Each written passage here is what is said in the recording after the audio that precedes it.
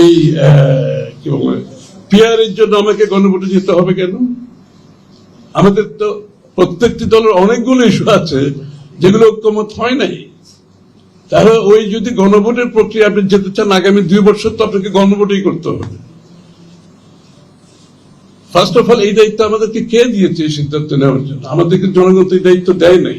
এখানে কিন্তু সব জায়গায় ঐক্যমত হবে না কেন? আমাদের বাকশাল করছি না, বাকশাল করার চেষ্টা করা ঠিক হবে না সব জায়গায়। যারা পিয়ারের পক্ষে এটা তাদের দায়িত্ব হবে তাদের এজেন্ডাতে এনে জনগণের কাছে নিয়ে জনগণের ম্যান্ডেট নিতে হবে। একটা কথা আমি যদি আমরা কিন্তু একটা কন্ট্রাডিকশন হয়ে যাচ্ছে বাংলাদেশের প্রেক্ষাপটে। একটা কমিশন হয়েছে ঐক্যমত্য কমিশন। আমার সাধারণভাবে আমি যেটা বুঝি ঐক্যমত্য কমিশন হয়েছে কনসেনসাস বিল্ডিং, অর্থাৎ যতটুকু ঐক্যমত হবে আমরা সেই জায়গাটা ক্লোজ করতে হবে, রাইট? আর যেখানে ঐক্যমত হবে না সেটা ক্লোজ করার তো দরকার নাই, সেটা প্রত্যেকটি দল তারা জনগণের কাছে নিয়ে যাবে, ম্যান্ডেট নিতে হবে। তো ইভেন ঐক্যমত যেটা হয়েছে এটাও তো ম্যান্ডেট লাগবে।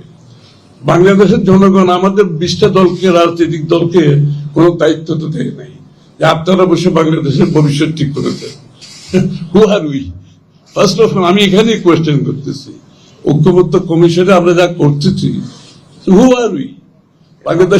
বাংলাদেশের জনগণকে আমাদেরকে দায়িত্ব দিচ্ছে আপনারা 20-30টা দল বসে আগামী বাংলাদেশ কেমন হবে, বাংলাদেশের গণতন্ত্র কিভাবে হবে, গণতন্ত্রের প্রক্রিয়া কি হবে, এই দায়িত্ব কেউ তো দেয় না আমাদেরকে।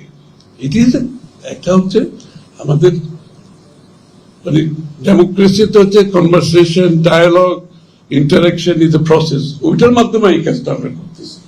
সুতরাং আমাদের ওই লিমিটেশনটা আমাদের বুঝতে হবে যে এখানে কিন্তু সব জায়গায় ঐক্যমত হবে না কেন? আমরা তো বাকশাল করছি না, বাকশাল করার চেষ্টা করা ঠিক হবে না সব জায়গায়।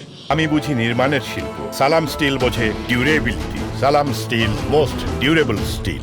আমরা সকলে আলাদা আলাদা ভিন্ন ভিন্ন দল করছি, সুতরাং ভেরি ঐক্যমত কমিশন যে সবকিছু ডিসাইড করে দিতে পারবে এটা বোঝার কোনো কারণ নেই। যতটুকু কনসেনসাস ঐক্যমত হবে ততটুকুতে ক্লোজ করে বাকিটা আমরা, সাইফুল ভাইও বলেছে, আমরা প্রত্যেকটি রাজনৈতিক দলের অধিকার আছে জনগণের কাছে ম্যান্ডেট নেওয়া, আগামী নির্বাচনে আমরা নিয়ে যাবো সেখান থেকে। এখন এখানে যেমন বিএনপির 31 দফা সবকিছু আসেনি, আমাদের তো কোনো সমস্যা নেই। রুবেলের দলেরও সবকিছু এখানে আসে নাই, মান্না ভাইয়ের দলেরও আসে নাই, সাইফুল ভাইয়ের দলেরও আসে নাই, সমস্যা নেই, আসার কোনো কারণ নেই। কারণ প্রত্যেকের একটা নিজস্ব দর্শন, চিন্তা ভাবনা, আগামীর রূপরেখার চিন্তা আছে তো সবাই। সুতরাং আমরা যে সব জায়গায় ঐক্যমত হব তা তো না। এখন কি আপনি যে বিষয়গুলোতে ঐক্যমত হয় নাই আপনি কি সবগুলোর উপর এখন কি গণভোটে জিততে পারবেন? তাহলে এই প্রশ্নটা কেন আসছে? আমি এই কি বলে পিয়ারের জন্য আমাকে গণভোটে যেতে হবে কেন? আমাদের তো প্রত্যেকটি দলের অনেকগুলো ইস্যু আছে যেগুলো ঐক্যমত হয় নাই। তাহলে ওই যদি গণভোটের প্রক্রিয়া আপনি যেতে চান আগামী 2 বছর তো আপনাকে গণভোটই করতে হবে। ফার্স্ট অফ অল এই দায়িত্ব আমাদেরকে কে দিয়েছে এই সিদ্ধান্ত নেওয়ার জন্য? আমাদেরকে জনগণ তো এই দায়িত্ব দেয় নাই। বাংলাদেশে একটি অন্তর্বর্তী সরকার গঠিত হয়েছে কিসের ভিত্তিতে? কারেন্ট কোন সংবিধানের ভিত্তিতে হয়েছে? তো বর্তমান সংবিধানের ভিত্তিতে এই সরকার চলছে এখন।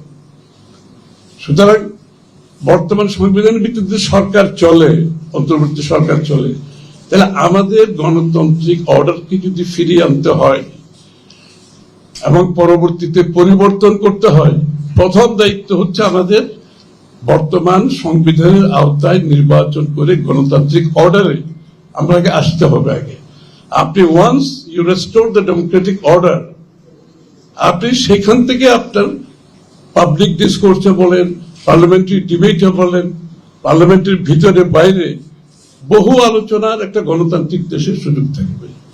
কিন্তু আপনার গণতান্ত্রিক, এখন তো আমরা কোন গণতান্ত্রিক অর্ডারের মধ্যে নাই, কিন্তু 14 মাস ধরে একটি সরকার আছে, যে সরকারটা কিন্তু কোন রিপ্রেজেন্টেটিভ ক্যারেক্টার নেই, জনগণের নির্বাচিত কোন সরকার না। তা আমি তো আগে আমার নির্বাচিত একটি সংসদ সরকার গঠন করতে হবে, ডেমোক্রেটিক অর্ডার দেশে ফিরিয়ে আনতে হবে। তারপর থেকে প্রত্যেকটি দলের অধিকার আছে তাদের বিষয়গুলো জনমত সৃষ্টি করার, জনগণের কাছে যাওয়ার, ম্যান্ডেট নেওয়ার, এবং এইটা democracy is a correction process, democracy is a filtration process.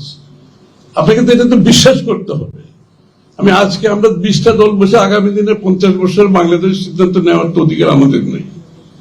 আপনাকে ডেমোক্রেটিক অর্ডারে গিয়ে ডেমোক্রেটিক প্রসেসের মধ্যে থেকে আপনার কথাগুলো বলতে হবে, জনগণকে আপনার বিষয়গুলোকে নিয়ে আপনি জনমত সৃষ্টি করতে হবে। এই প্রক্রিয়াতে আমরা বিশ্বাস করলে তাহলে যতটুকু ঐক্যমত হয়েছে সেটাকে আমরা অ্যাকসেপ্ট করে আমরা আমাদের ম্যান্ডেটগুলো জনগণের কাছে নিয়ে যাই, ইনক্লুডিং পিয়ার। আমরা কিন্তু কোনো কিছু রুল আউট করার পক্ষপাতি না, এটা আপার হাউস ও লোয়ার হাউস। আমরা তো এই মুহূর্তে সিদ্ধান্ত দিতে পারবো না যে লোয়ার হাউসে হবে কিংবা আপার হাউসে হবে। সেটা আপনি নির্বাচিত হয়ে আপনার ম্যান্ডেট নিয়ে সংসদে আলোচনার মাধ্যমে সিদ্ধান্ত নিতে হবে। পিয়ারের মতো অনেক কিছু তো আমরা এখন আনরিজলভ রয়ে গেছে। তো সুতরাং প্রত্যেকটা বিষয়ের উপর যদি আমরা ওই পথে চলি যে এটা হতে হবে, সেটা হতে হবে, এটা না হলে গণতন্ত্র হবে না, এই সিদ্ধান্ত তো বাংলাদেশের জনগণের, এটা তো আমাদের কোনো দলের উপর কেউ ন্যস্ত করে না।